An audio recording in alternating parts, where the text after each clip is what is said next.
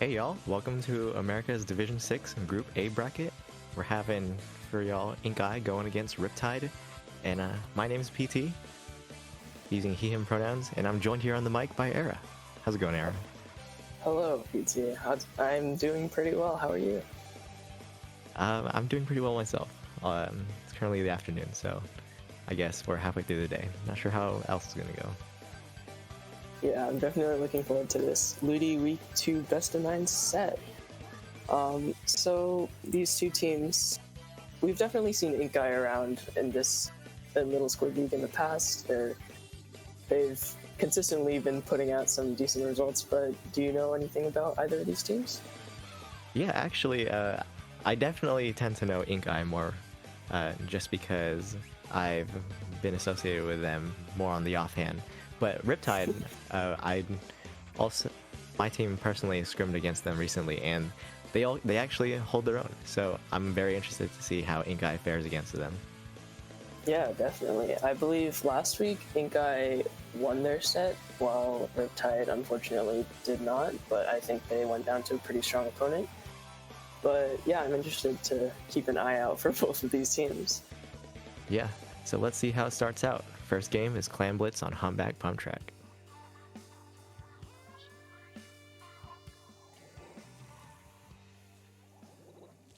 Alright, we got a Charger on one side and a Remix on the other. A double armor comp on the side of Riptide with the Kenza Undercover Umbrella and the Junior, so they look like they're going to have a lot of paint for sure. And Ink Eye is a carbon roller. Yeah, I guess we're about to see here who's going to take mid first. Usually the team who takes mid first is the one who gains the first push. Armor coming out on the side of Riptide, and I believe one of their members went down at one point, but other than that, it's really even on both sides. The second armor already being popped, and you can see that Riptide's trying to take mid, even though Ink Eye has a very good map control of the middle right now. Yeah, although one of Ink Eye's members just went down, Riptide is currently going for the fight in mid as well. Oh, we didn't even catch that. Ink Eye is in their enemy team's elbow and has already scored a whole power clam. Just slipping by and sneaking these extra clams in if they can. Ink Eye was able to get that flank on the left, and that's what gave him the opening. Now it's a 3v3 situation, and armor is already coming out again on the side of Riptide. And even though they have two power clams and all of their players up, it seems like they're just having a little bit of trouble getting control of mid back from Ink Eye, who has been pretty strong, yeah. Yeah, and both teams go with the armor now.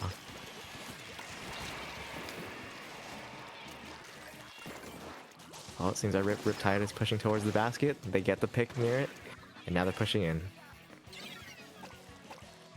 A good power clam score and lead being taken by Riptide. Although now two members of Riptide go down, and it looks like they're about to back off and hopefully stay alive, but the Junior unfortunately loses a fight to the Kenza 52 Gal in mid, which is not ideal, but I believe their heavy swallowing stayed alive, which is better than nothing, better than a wipe. Yeah, ignoring the aggro for a moment, it seems Ink Eye's defense is pretty solid so far. Yeah, definitely. They definitely know how to command a presence on the map, whether it's fighting for mid or, defending, like you said.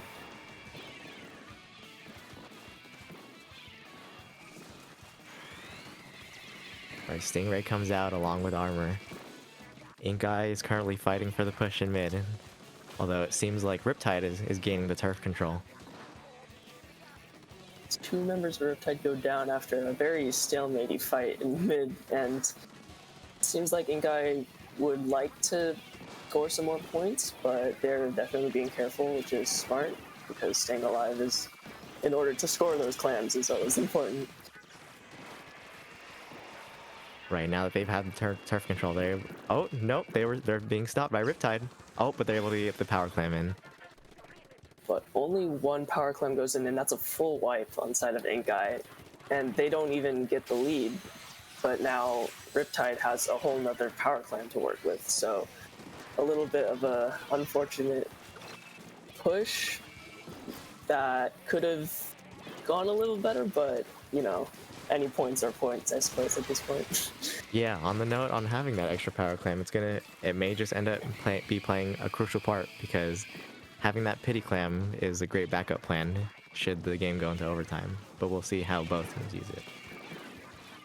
Yeah, even though Riptide has got that extra pity, there's 2 power clams on the side of Inkai on the map, and 3 go down on both sides. I don't even know how that happened, but I just noticed that Riptide doesn't seem to be having control of clams other than that 1 power, so they're gonna have to ideally make another push in order to secure a win, because those 2 points separating the 2 teams aren't, you know, game defining. And Ingai comes in with another power clam and manages to sneak 2 in. That charger being able to juggle around the brush when the brush was trying to focus them during Stingray, but they were able to finesse their way out of that situation and eventually get the power clam in. Yeah, so now if you're Riptide, you know that you have a good chance in overtime to bring this back and hopefully take the win, but you know, some things definitely have to go right, and it seems like this is their opportunity. Yep. Oh, one of their power clam was stopped, but there's still 3 of them in the map. Are they going to get it in? The solid 3 power clam dunk push in overtime by Riptide gives them the win for this first game of 9, potentially 9 game set. And yeah, any closing game thoughts?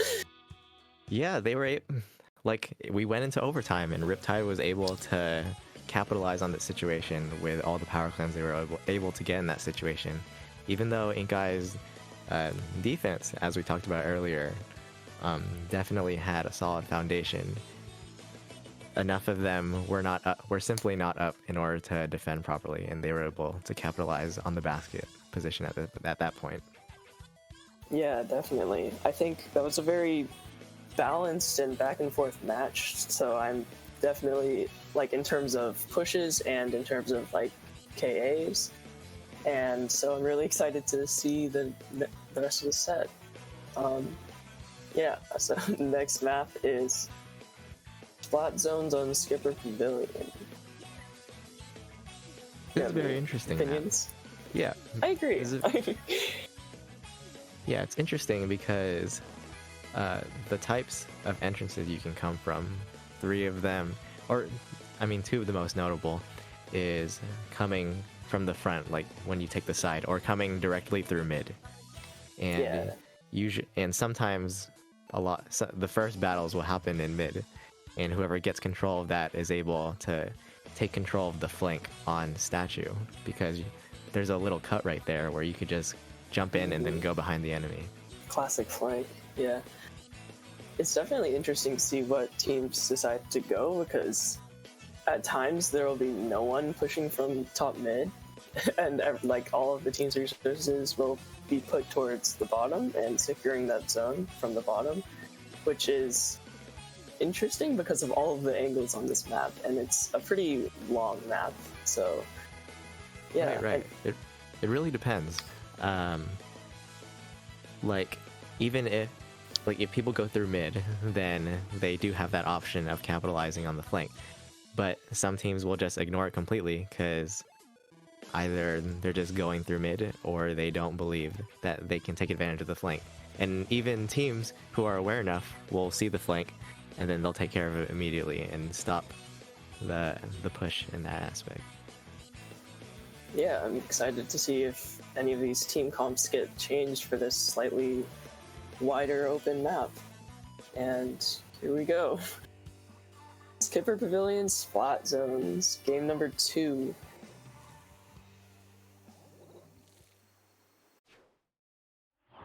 Nice.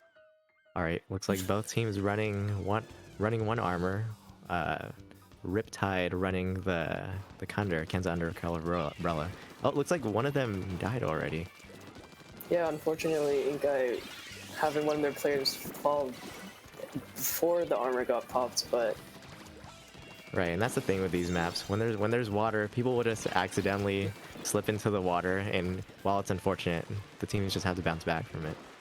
yeah, it happens to the best of us. But I think something notable about Riptide's comp is that they are running double Inkstorm, which is not the most conventional thing. You don't see it in every comp, obviously, but at the moment, it seems like Inkai's getting the picks that they need to prevent any of those Inkstorms from even coming out. So they're securing an early lead for sure in this game.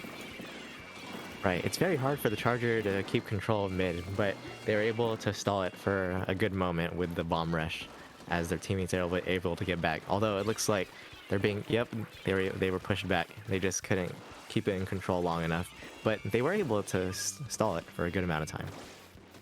Yeah, 43 is not a bad push at all, but I was really impressed with Riptide and how they were able to sort of converge on members of Inkai from all angles and then secure the zone in the process.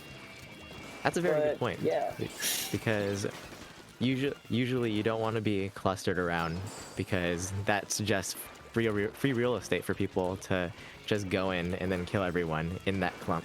So the more that you're spread out, the more that you're able to go around from every direction and even do what's called a pincer movement, where one person is distracting them and then the other just comes around and just takes care of them. Yeah, definitely. And it's like a testament to see the coordination of these teams rather than their just pure mechanical skill as individual players.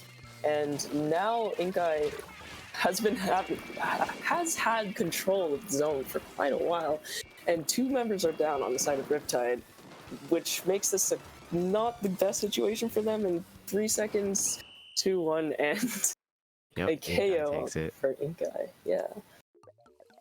So, not exactly the opposite of the first game, but definitely a very dominant performance by Inkai. Right. At least this was their game to now tie the score to 1-1. Yeah, we always love to see guaranteed at least a game 6 in this set, which makes it more interesting for people watching.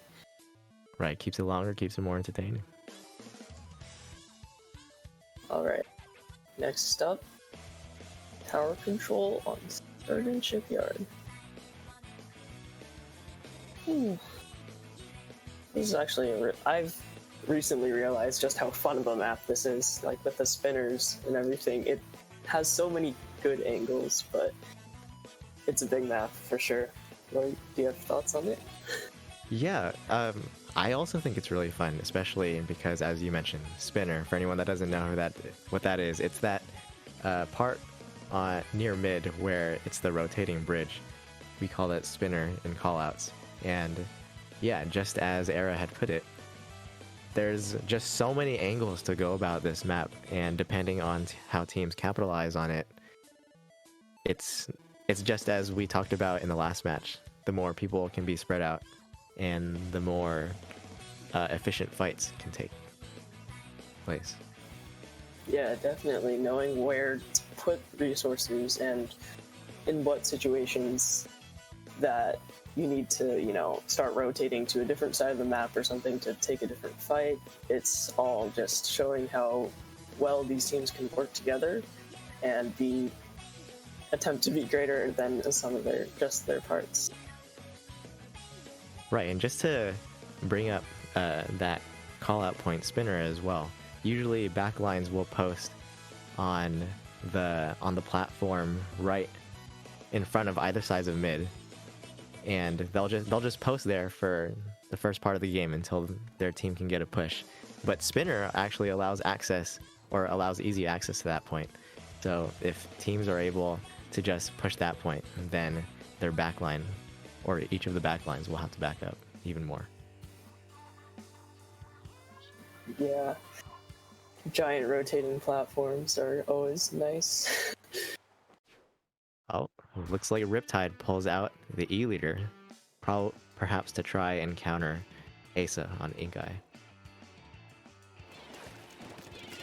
Yeah, Asa proving that they really like the splatter scope pick, and that extra range on the E leader will definitely be interesting to see. And there's a bit of a fight in the left side of the map right now going on between them. Well, used to be all 4 members of Inkai, and now one of them goes down, and it looks like Riptide's gonna try to get on tower for now.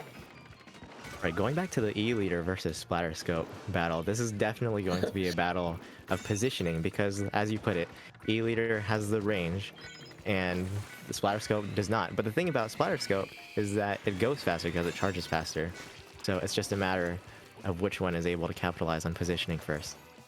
Yeah, and that sorry, Stingray that we just saw being popped by Inkai also is a good way for them to counter that extra range by the E leader. Right, it looks like Riptide is trying to stop Inkai at the first checkpoint, and they're able to get a pick. Yeah, definitely using that rain to sort of clear out members of Inkai, and now Riptide has a player advantage and is hoping to capitalize a little bit off of this, but this Splash gets caught in a bit of a team fight. But gets taken down by Asa with a nice snipe in that great position. Great, because it's it's great. Okay, anyways. Right, just as I mentioned earlier, these pincer motions, which happen exactly in the past 10 seconds, where even though a player may go down, they're distracted, and then someone else ends up taking care of it. And now, because of that, Inkai is able to get an entrance into Riptide. Unfortunately, their push is probably going to be stopped as the Booyah Bomb and a couple coordinated specials are able to prevent Inkai from even getting that through that first checkpoint. Yeah, right here, it looks like the Brush is trying to shark and get some picks. Originally, they were probably going for Charger, but they ended up trading with the Roller, it looked like. Yeah, it's looking to be a slightly trade-heavy game, which is alright, but it definitely makes it hard for these teams to get a good number of points on the board with the objective. Yeah, but with the amount of trading that's going on, that just goes to show that these teams are in the same division for a reason, and this is what we're all looking forward to. Definitely.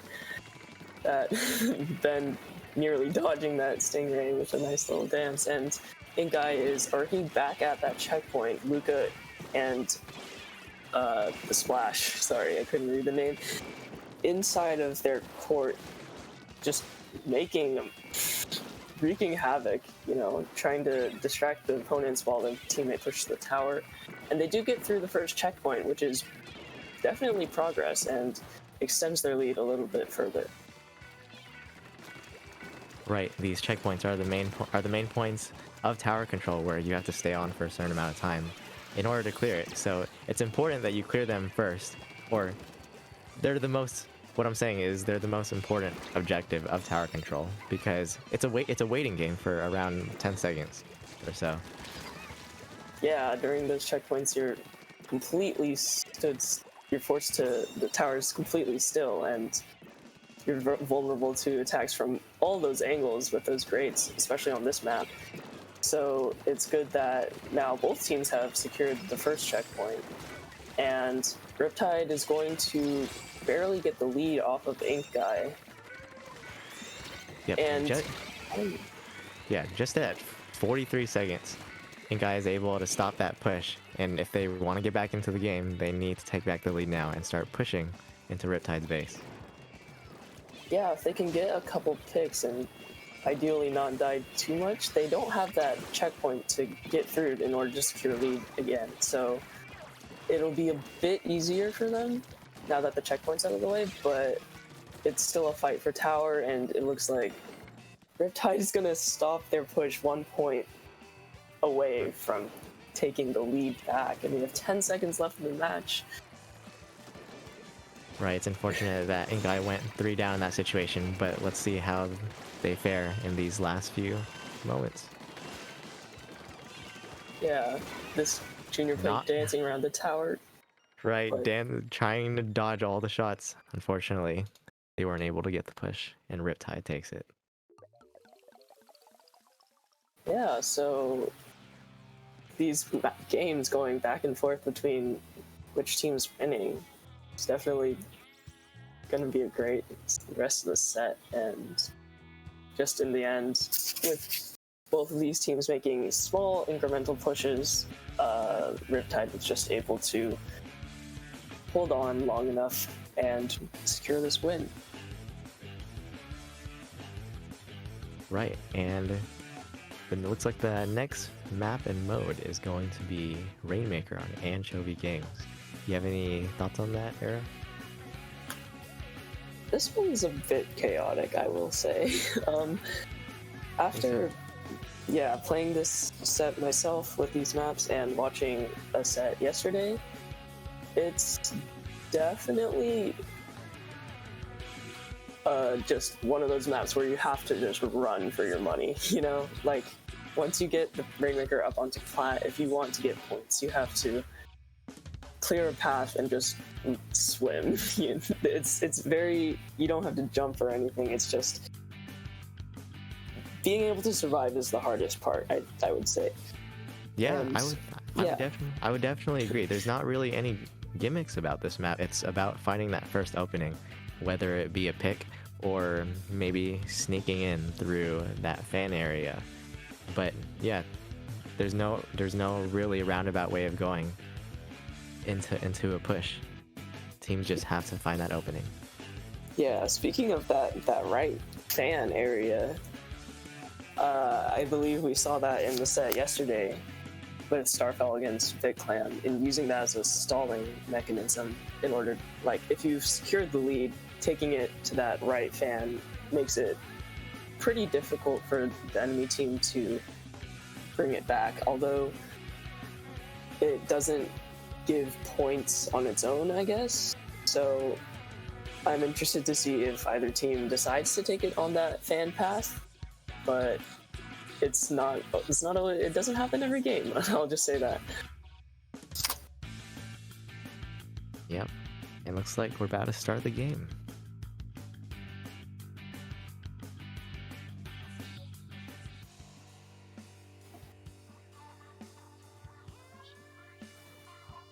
Alright, game number 4. Rainmaker on Anchovy Games. Yeah, it looks like we're having very similar comps here. Mike on Riptide, still staying on E-Leader. Yeah, we see a Junior and K-Pro on both sides, and a very aggressive pop on this for Inkai. Right? Oh, looks like Inkai. Yep, Inkai is pushing very hard. Oh, but the E-Leader is able to stop that push in a way. Yeah, that was a good pick on the side of the Riptide's Charger player, because Inkai was being very aggressive, getting 2 picks, and probably about to start their push if that E-Leader had not gotten their snipe off. Yeah, E-Leader versus Splatterscope on this map is very crucial to what, like, if both teams play it, it's very crucial to how it gives the opening, because E-Leader, well, just like that, it just took out the Junior on Inkai. Because of the range and how long this mid area is, they're able to capitalize more than the Splatterscope. Yeah, now we see a lot of little different fights. The Carvin on Inkai trying to rush and get that E-Leader out of the way, and not an issue, I guess. But Inkai goes 2 down, and there's a lot of specials on the line side of Riptide, and they're gonna be the first ones to pick up the Rainmaker. Yep, and just as we talked about before the game started, they're taking fan.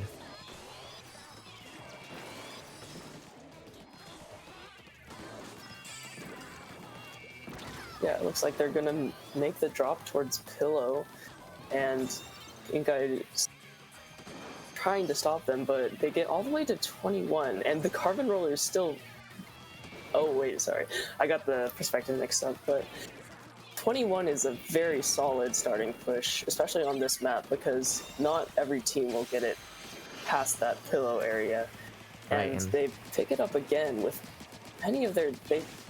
Riptide still has a player advantage on Inkai, and it looks like they might try to make this a KO as soon as possible. And they do. Wow. yeah, Riptide was just able to get that lockout near their spawn, and Inkai was just not able to get the opening because of that control in their spawn. Yeah, definitely a very, what looked like a pretty balanced fight for mid in the beginning that quickly snowballed in favor of Riptide, and they were able to, you know, make that a quick one. Yeah, that first opening they found where they made that first push onto Fan, um, like we talked about, they brought it all the way down to 21, and they were able to just stay there, and Inkai just could not capitalize. Yeah, it's definitely a rainmaking moment, but props to Riptide for that happening. And yeah, so game number 5 is our next game. Splat Zones on Mako Mart, one of competitive Splatoon's most quintessential map modes, I would say. Yeah, and the score is currently 1-3, where Riptide is up 2. If Inkai still wants to come back, they need to start taking a few games in a moment. Yeah, definitely. They definitely showed in that last match their early aggression and ability to get picks on the opposite team.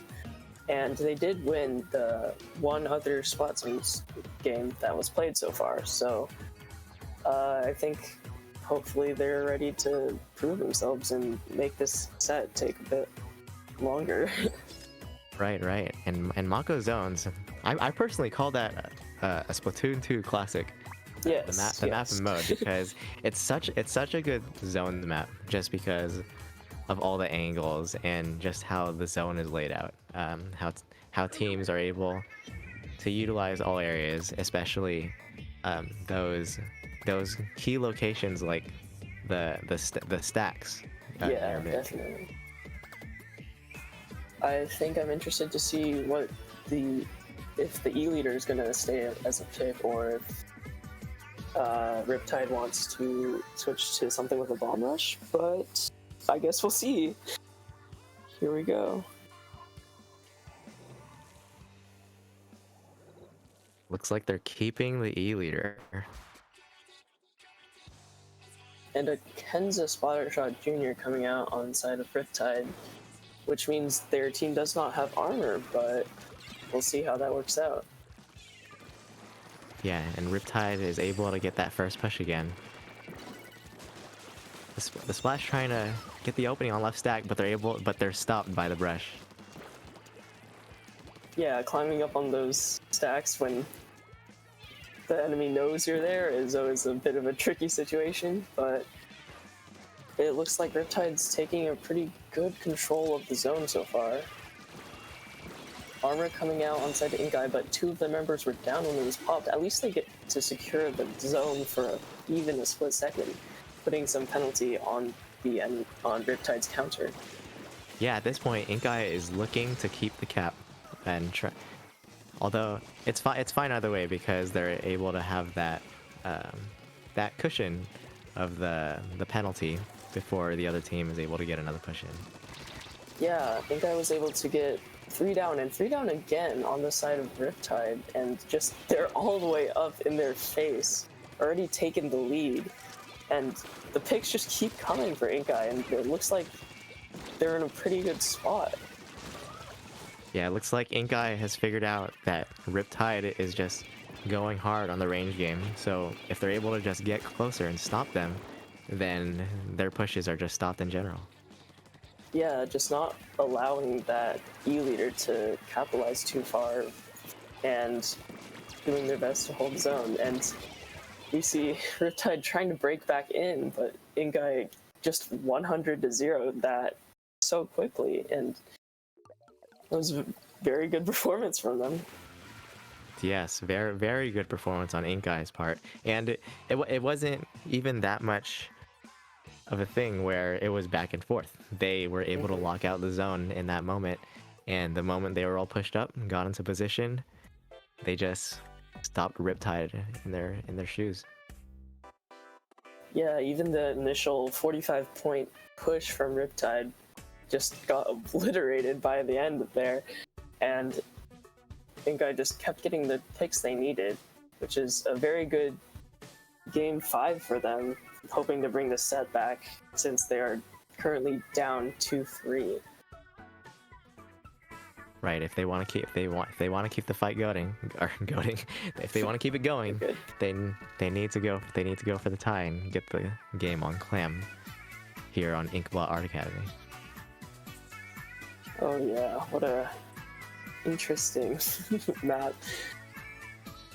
I'm not very fond of this map because of that small cut right in front of the basket. There's like 3 entrances you can go from on the basket. There's that cut where you could jump on in the front of the basket. You could, and then you could go around the wall on the far left. And there's even a part of the spawn where there's a wall also on the far left where you could climb up and just flank the enemy. So it's a matter of, again, going from all directions and coordinating pushes. Yeah, we saw, I think it was Riptide.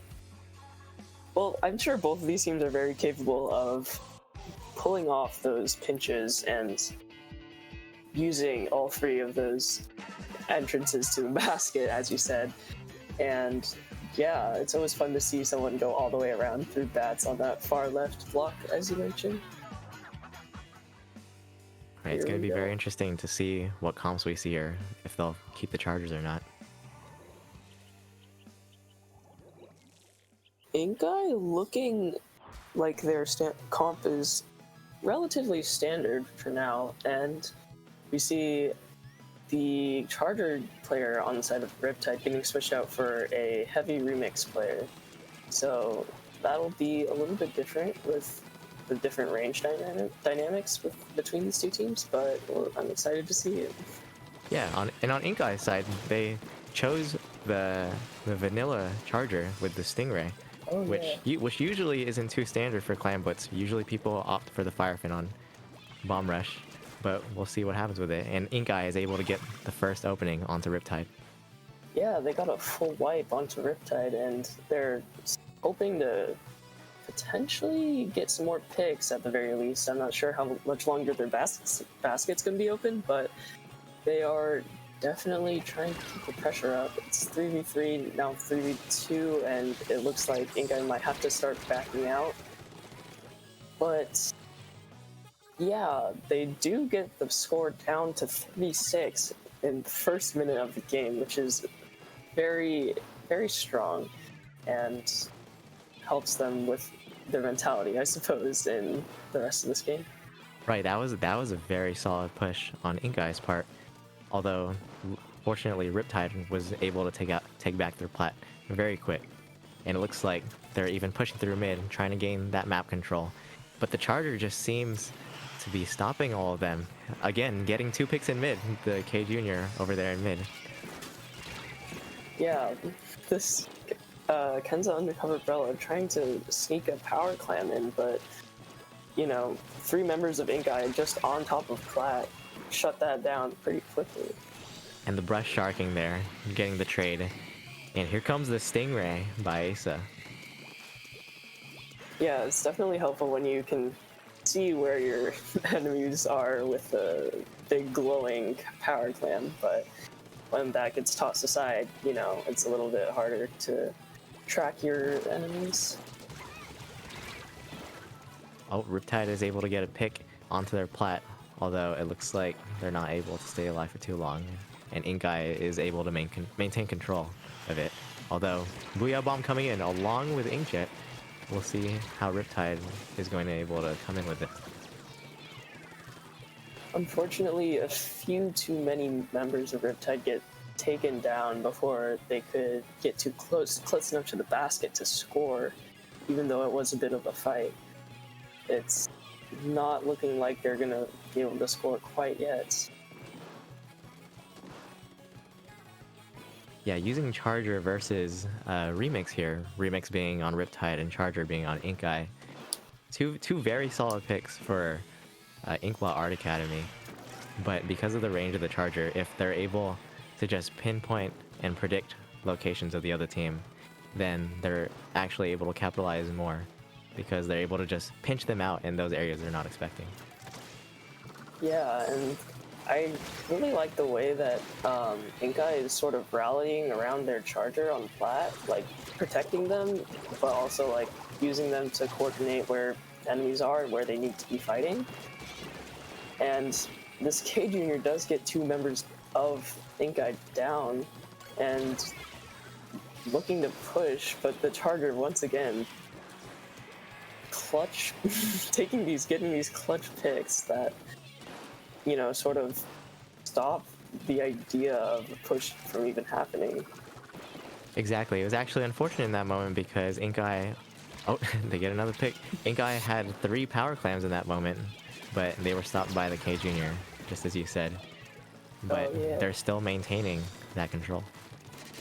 Yeah, now with less than a minute left on the clock, if you're Inkeye, you don't really need to push too far up. Like, you could probably be content just holding and defending the basket at this point, even as the Splash gets 2 clutch Inkjet picks and a fall-off pick behind that wall. It looks like they might be trying to score some more points. Yeah, Inkeye still keeping control of mid here. Riptide wants to find a push in an opening here if they want to be able to come back in these last 15 seconds here. Yeah, and I don't think Riptide even has a power clam at this point, so they're definitely scrambling to make that right now. As we see clams being tossed in order to force overtime and do their best. But the timer runs out before that junior player can get 10 clams, and Inkeye effectively locks them out for this game. Right, us talking about forcing overtime here. If you want to force overtime, the team who's currently down needs to have a power clam so that they could get that last push. Otherwise, the game will just say, oh, there is no more push. Therefore, it's over. Yeah, and sometimes you're frames away from forcing overtime, and the game just tells you not today, but it happens. Yeah, so 3-3, a tied set right now.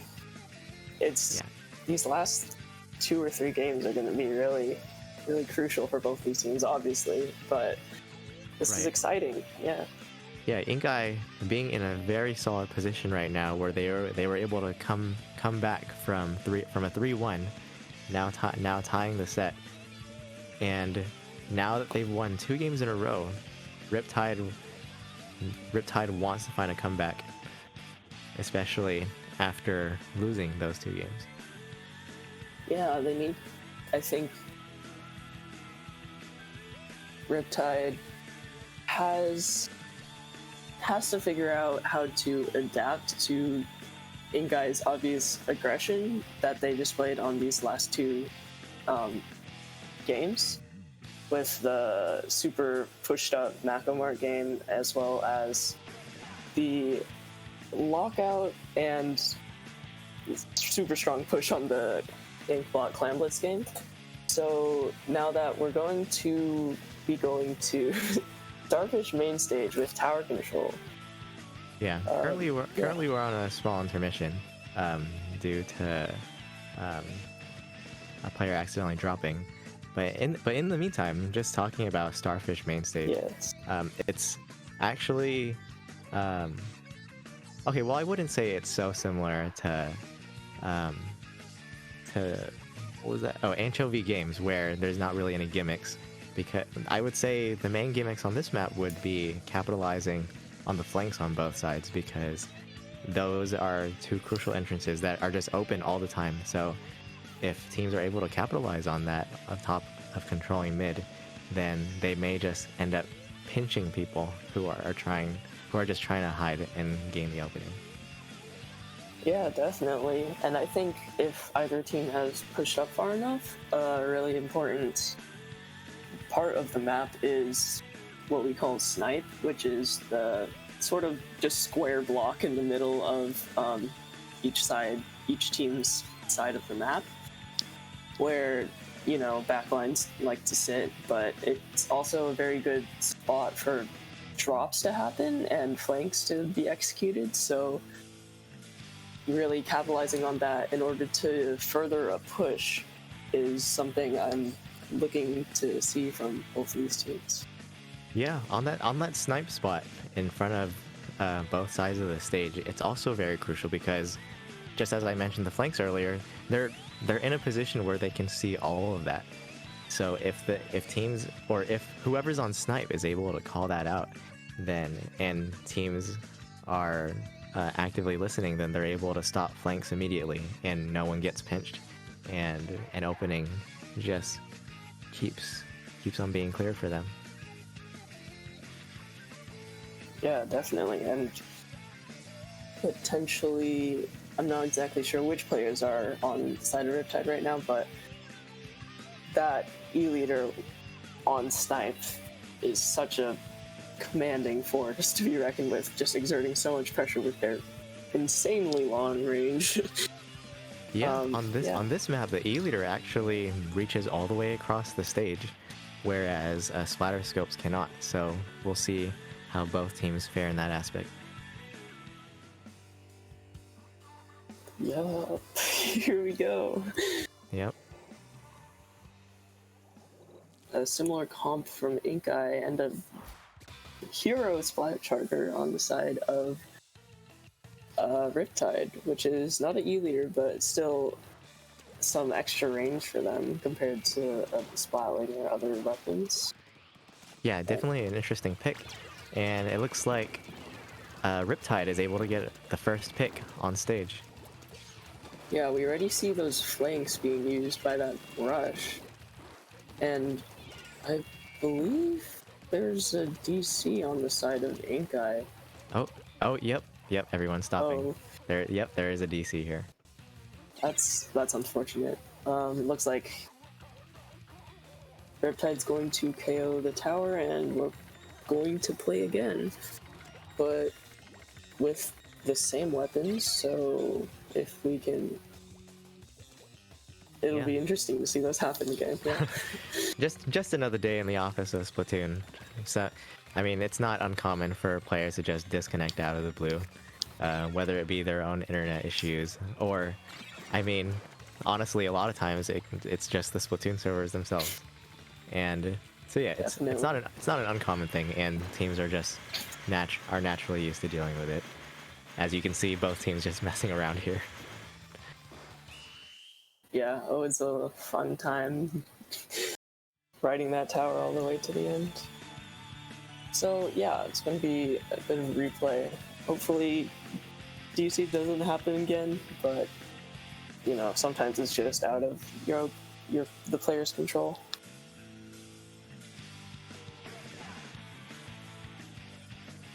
Right. Although, in terms of the DCs happening in general, the situation of it happening is also interesting because for the amount of time that each team was able to play before the DC, they're able to see how each other played during those, say, like 30-45 seconds, and they're able to note that the next time that they play the game.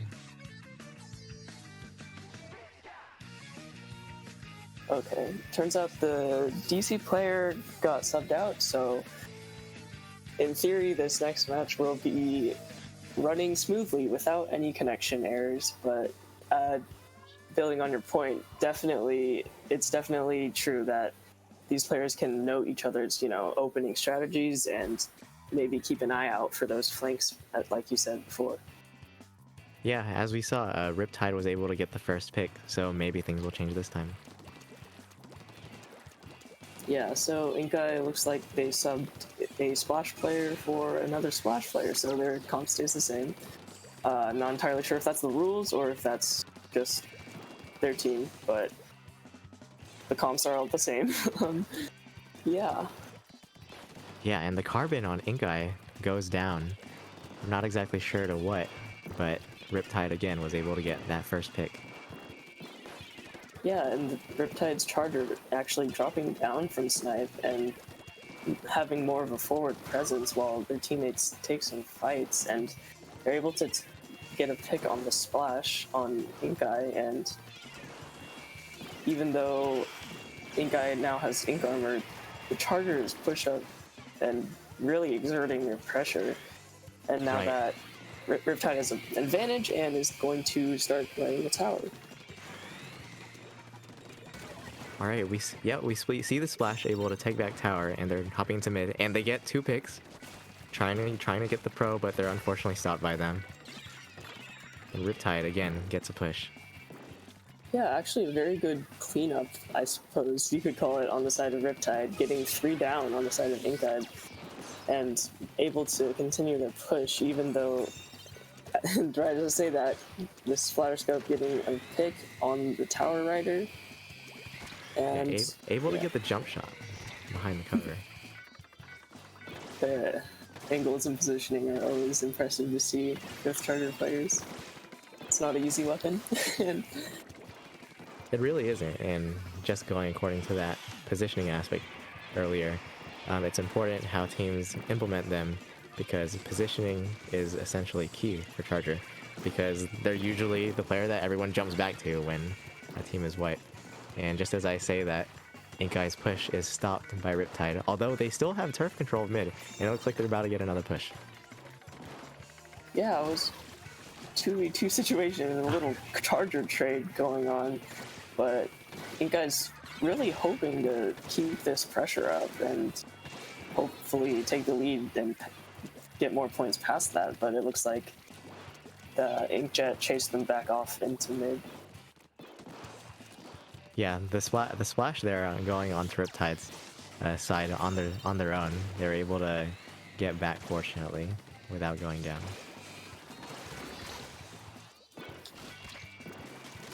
Yeah, it looks like Inkai is trying to gear up for another push, but they seem to start their pushes before they have a player advantage, which is always something you have to be careful with, because it's never really a guarantee how far you're gonna get when all 4 members of the other team could be anywhere. Yeah, and depending on what you're playing, it can be very hard to just go in alone. Some weapons can do it better than others. Like you wouldn't want a Charger going alone versus a shooter. Definitely. And the Splash getting a good pick onto Riptide, but it seems like Riptide is going to be pushing the tower once again with their little advantage. And Inkai's Carbon Roller causing some issues, but gets taken down, and it's a 1v1 at this point, with Oh. Inkai trying to get these jumps out, and they take tower back into mid. Yeah, key player on the splash. They're able to go down on the defense, and they're able to just take care of it. It looks like the carbon was sharking for a moment. It looks like they went down to the pro, but Inkai is able to get the lead onto Riptide side. Yeah, definitely keeping that pressure up, because we have only 40 seconds left in this game. Even though three of their members go down and the carbon's sharking, it's definitely not a bad position to be in, although it is only a lead of about 5 points, so Inkai's gonna have to really work on their defense, and it looks like they're definitely stalling the tower, but Yeah, looks like the carbon was not Riptide able to capitalize could- there. Yeah, I was about to say, it looks like Riptide could take the lead. Yep, Riptide takes the lead in the last few seconds. This is important in every game. When a team is down, they always want to look for that final push. because once they get at that opening and they're able to hold it, they just take back the match by storm. Yeah, look at those numbers, honestly. On the side of Riptide, that's always impressive to see. And even though KA doesn't mean everything, it's always helpful to push when the enemy team isn't alive, you know? So, yeah.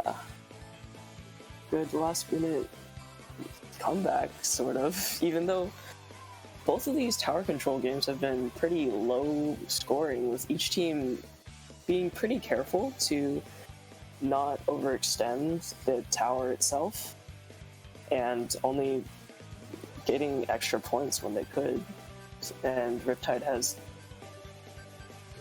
secured their lead in the last minute or so of the game.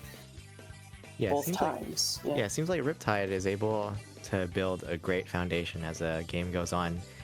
It wasn't, we didn't cover it in that last match, but somewhere halfway through the game, their brush was just had a really great defensive position on just pushing out Inkai when they were trying to do a push. Yeah, definitely. Brushes are great at just flinging ink and getting people away. So, a great defensive position on them. Yeah, and if Inkai wants to come back in this set, they need to take back this next game, which is going to be Splat Zones on the Reef. Yeah, at this point, if Riptide wins this next game, then they win the whole set, because this is a best of 9, and which means the first team to 5 wins overall. So, Splat Zones on the Reef, the somewhat dreaded double zone map, but any map with any double zone, honestly. Yeah. Just weird. For sure. Sorry, Murray Towers. Are we sorry? I don't think Murray Towers minds. Anyways. Hey, anyways. You see a Kenza Charger coming out on the side of Riptide, which is definitely not the most popular with that defensive but aggressive baller combo. But we'll see how it works out for them. Yeah, on top of the fight for the zones, there also seem to be a battle going on for Bridge, which is actually a key location here on the Reef, because from the bridge you're able to see everything on the top level of the Reef. So if a team is able to take control of that area, they're able to see everything and just try and get a lockout going. Yeah, like we saw earlier, the Charger on the side of Riptide just sitting on that block on the top of the bridge, and they are in that position once again, just able to keep an eye on everything and use their range and their laser to pressure the other team. Yeah, it looks like the Carbon tried to go for the Charger when they were holding bridge, but they ended up getting taken out by the Octo Brush. Yeah, and I think Riptide is doing a pretty good job of staggering Inkai and, you know, sort of forcing them to scramble with that Booyah Bomb. But hopefully we'll see if Inkai can get some picks and paint the zone.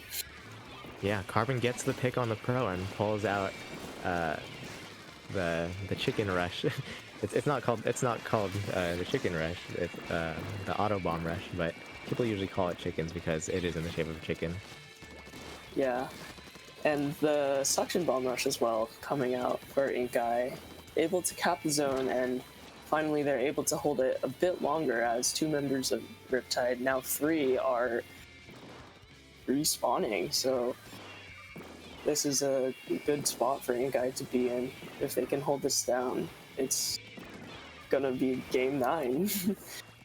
Yeah, it seems like Riptide's positioning here is actually seemingly good, because they're not so clumped together, and it looks like they want to come from all directions. So if they're able to just get that opening in one direction, which it looks like is happening on the right, and they're able to cap in general. Yeah, they were able to stop Inkai's counter 1 point before they would have taken the lead, which is always reassuring when you're Riptide. And yeah, hopefully they can keep this up.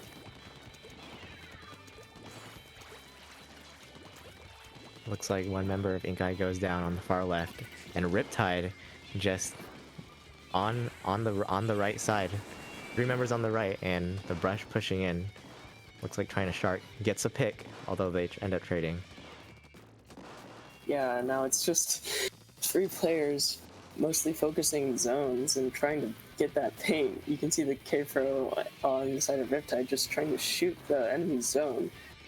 But Yeah, on the K shot on Ingai there was trying to flank Riptide, but the brush ended up respawning too quickly for them to even get to them. oh my gosh, I don't even... There's so much going on in zone right now, but it looks like Riptide was able to hold zone, or at least prevent Inkai from capping through that whole time, which is pretty impressive because there's so much ink just being thrown onto the zone that entire time. And now the K-Pro's the only one left, and they get taken down, and Riptide is wiped, which puts Inkai in a bit of an advantageous situation. Right, and that was a very when we were talking about how there was so much happening, Inkai, or not Inkai, Riptide ended up doing something very interesting where they had Booyah Bomb go out, and then a baller went through it, so Inkai didn't get to see it, but now they're able to get a push, and they're not able to get the charger, but they are able to push up a bit more. Yeah, but Inkai, I think, definitely has a player advantage and is able to secure the lead. And right now, even though the charger on Riptide gets picked, the team's a bit staggered. They get another pick, and I think this is where they're going to move in. But it's not the most ideal situation. Okay. Riptide caps the zone, putting a penalty on Inkai's counter, but it's all 4 members are up on both sides. It's critical now that Inkai finally is able to cap the zone and secures their win for this game, which means we're going to a game 9. Right, this is a great set. We've gone all the way to game 9. This is going to be the last game, but the fact that we were able to make it here just goes to show that teams were just in a back and forth pattern. It wasn't a matter of one team being completely locking out the other team. It's been a great battle for both teams. Definitely. And our final game is going to be Rainmaker on Sniper Canal, which is... I don't know if people like this map or not, but it's definitely has a lot of interesting paths. Oh yeah, and it's whatever the choice is, there's usually 2 initial pushing points that teams go for. They just go straight for the goal the moment they pop it, or they take that path going to the left and try and loop around so that they could avoid the enemy longer. But if teams are able to get a push in the front, then they're able to get points faster. Yeah, definitely. But that front, just rushing down mid path that you mentioned is very exposed and right in front of the enemy spawn, which makes it pretty difficult to pull off, but it also does secure some points for your team. So it'll really just depend on how many players go down on each side and how each team's feeling. And Riptide was able to KO the last Rainmaker match. So I hope we'll see if they're able to do it again, or if Inkai really wants the set. Right, I think the turning point for both teams here are going to play in the favor of their back lines. I don't know if Riptide is going to pull out E-Leader again. It looks like Inkai, based off of their comps, is going to end up pulling Splatter Scope out again. But we'll see what Riptide ends up pulling out to counter that. Yeah, that Stingray, if they decide to play the vanilla version of the Splatter Scope, that Stingray is definitely a game changer for Rainmaker, at least, and it's able to shut down a push with just one special. and it's not 100% reliable, but it's pretty good, I would say. So maybe they'll bring that out. Yeah, depending on who's using the Stingray, if you're able to predict the position in advance enough, then you're able to stop them like all the way across from the map. No one can reach you. Definitely, but I'm also interested to see if any Tena missiles come out, because I think it's a good counter to any backlines that might just sit up on that sort of snipe area on spawn, and Tena missiles definitely would force them to move. Very true. And here we go, going into Rainmaker on Snapper Canal, Game 9. The team who wins this is the one that takes the LUTI set. Very exciting. Yep, and just as we talked about, Riptide ends up pulling out the E-Leader, probably to counter the Charger. And we'll see how each team ends up utilizing a range here. Yeah, definitely. Looks like Inkai is not prioritizing pop and instead goes for an early armor in order to hope to get some picks, but both teams are looking pretty timid at the moment, not pushing too far up. One goes down on both sides, but that doesn't really necessitate a push on either side. But the E-Leader getting a good pick on a member of Inkai. Yep. Looks like the juniors trying to get into the left hill, but they're getting pushed out from all directions. Yeah, these Chargers just seem to be having a bit of a fun time, controlling Right. top. But Inkai decides to pick up the Rainmaker and running it all the way far left, guaranteeing them at least 34 points, and they get stopped at 63 with only the Charger left up alive, who's desperately trying to run away. But that was a very good push on Inkai's part. If no one saw that, there was actually a flank happening in the back right, and that's why a lot of Riptide was just not near the Rainmaker, because they were distracted. Yeah, I didn't even catch that, which means it must have been really good. So yeah, 3 go down on the side of Riptide, which means Inkai's gonna pick up the Rainmaker once again and get it 1 point farther, but a good shark from the Octobrush able to stop that push, and a good pick onto another member of Inkai. Right, nearing the halfway mark of the game, Riptide wants to find a push, and it looks like they're trying to go through. They want to go through mid, although one of their teammates is signaling for them to go to the left. But we'll see what they end up doing. It seems like the Charger's trying to lock them out, and then they booyah snipe, so they can try and get something down their street. Oh, they run up the block to get onto snipe, which gives them the lead for now, which is an interesting path. But I suppose that now that they have the lead, it was a good decision. But at the same time, I definitely think that lead could change in an instant. Oh, and just as we say that, the E-Leader gets a pick on one of them. Yeah, on this, actually, I don't remember. I thought it was on the splatter scope, but I could have misread. But if it was on the splatter scope, it's extra important, because that means their Stingray is going to take longer to charge up, which means their push isn't as guaranteed to get shut down. But the junior player on Inkai able to take out the Rainmaker with the bomb. Yeah, and the Stingray goes out, and Junior's just pushing, and they end up taking the lead. Yeah, just rushing up that front mid area that we weren't exactly speaking the most highly of before the set, but if it works, it works. Yeah, right. Of course. And like we talked about, it's very situational, so if teams are able to find that opening, then they're able to just capitalize on it immediately and get those more efficient and faster points. Yeah, and it looks like Riptide was trying to run it down that left side, but got stopped, and now the Rainmaker is reset, assuming someone dropped it into the water. And Yeah, it's a bit of a fight for mid. Inkai has a player advantage and seems to be looking for a few more picks, and now they pick up the Rainmaker.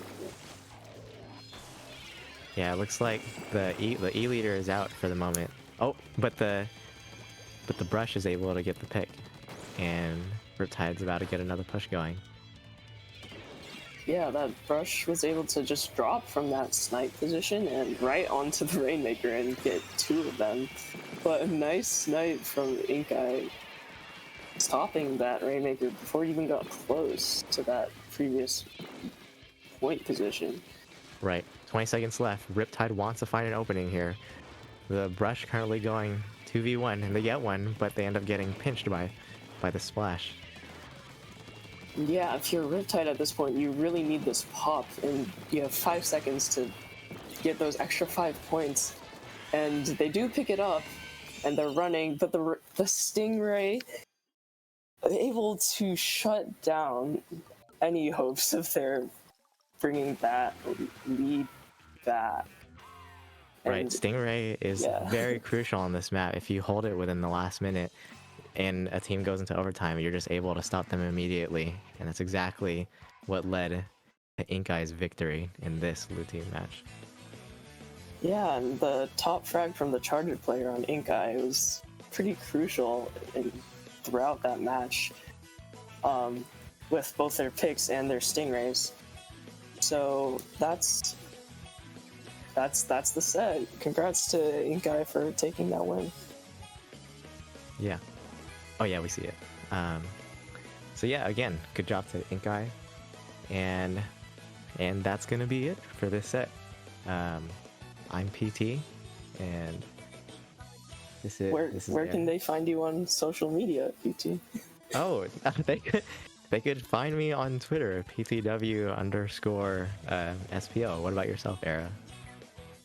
Awesome. I am also on Twitter at Era of the Times, and we are going to be rating another LUTI set that's actually Div 1, so a bit of a jump in the skill ladder, but it's Arctic Moon versus Squid and Good, which are two very well-known teams, I believe, in Div 1, so be sure to stick around for the raid and support those teams in their Week 2 LUTI match. Yeah, thanks for watching, and thanks for having us.